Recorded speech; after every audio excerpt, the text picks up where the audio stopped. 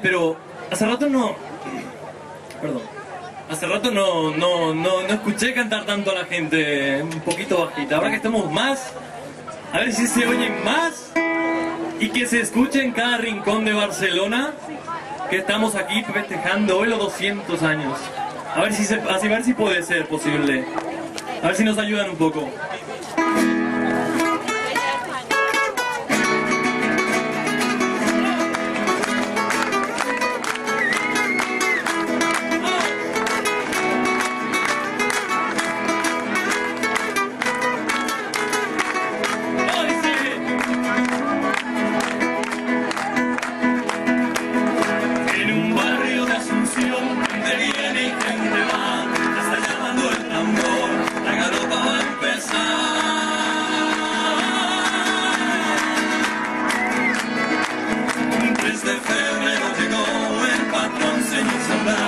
Ameniza la función de la banda de Trinidad.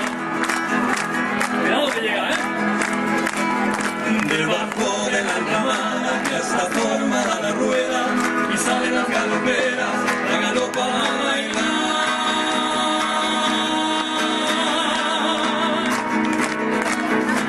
Siento el primaveral, salsillos de tres pendientes, anillos en derramales y el rosario de coral.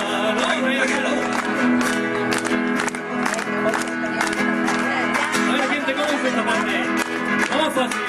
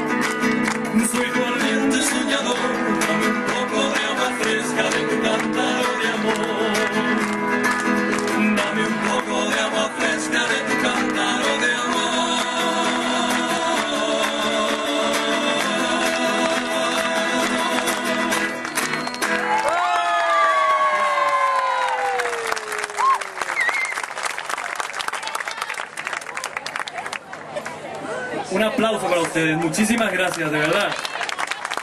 Queremos compartir otra canción, una última canción para dar paso a unos grandes también. Y un gran amigo, José Chilaver, que enseguida estará con ustedes. Una canción para despedirnos. Y Lo único que le quiero pedir en la última canción es el último grito que da esta canción al final. A ver si coincidimos todos. No tenemos segunda toma, ¿eh? De una. Yo sé que es mucho, pero hay que gritarlo con muchísima fuerza, muchísimas ganas, desde dentro. Tetahuasa Pucay. Vamos a cantar todos juntos.